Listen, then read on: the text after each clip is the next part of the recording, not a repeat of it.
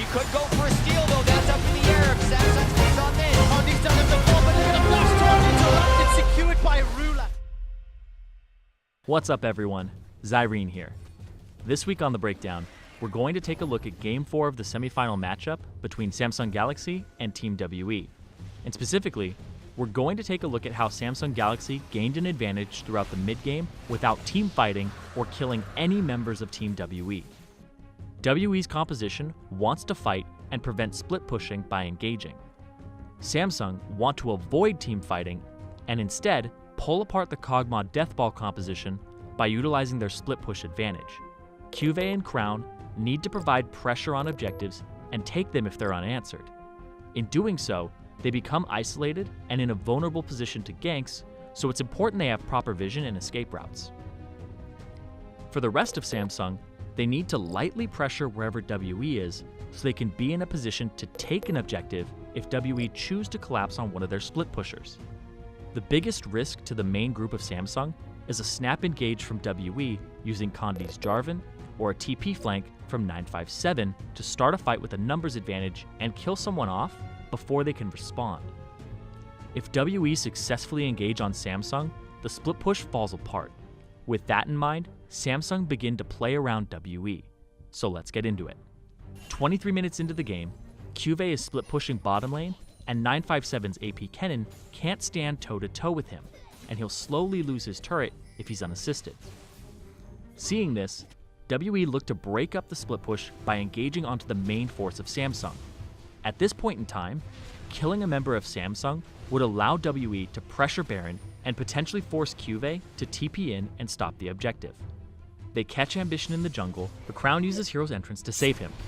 The successful disengage by Samsung buys time for Cuvée to push in and threaten the tier 2 turret. Now WE have to relieve the pressure on the turret by ganking Cuvée. Jie uses Weaver's Wall to get across the map and join 957 in an attempt to kill Cuvée.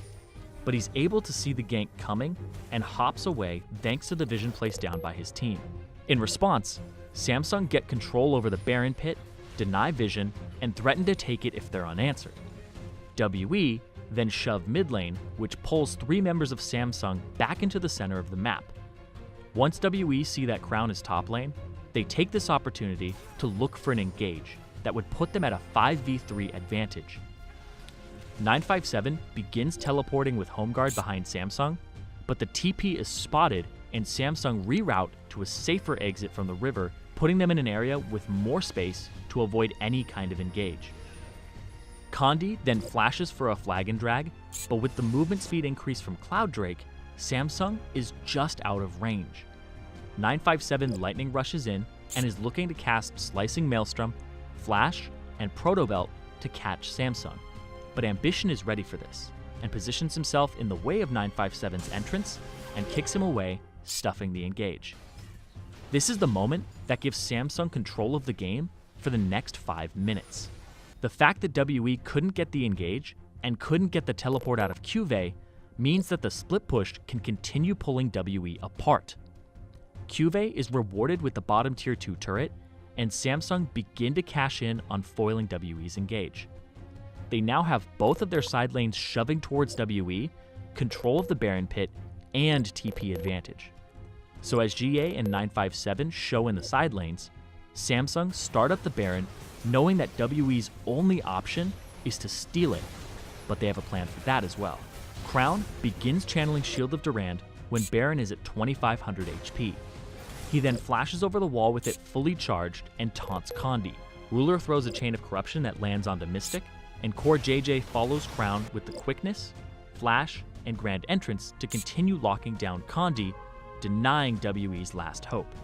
Condi is CC chained outside of the pit from when the Baron is at 1900 HP to when it dies.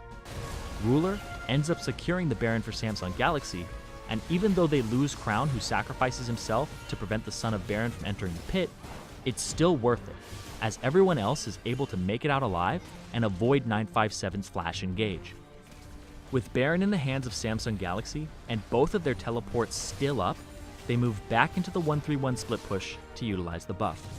From there, Samsung continue to avoid WE's attempted engages and collapses, netting them 3 turrets and effectively shutting WE out of the game. Looking back, Samsung Galaxy ran WE around the map.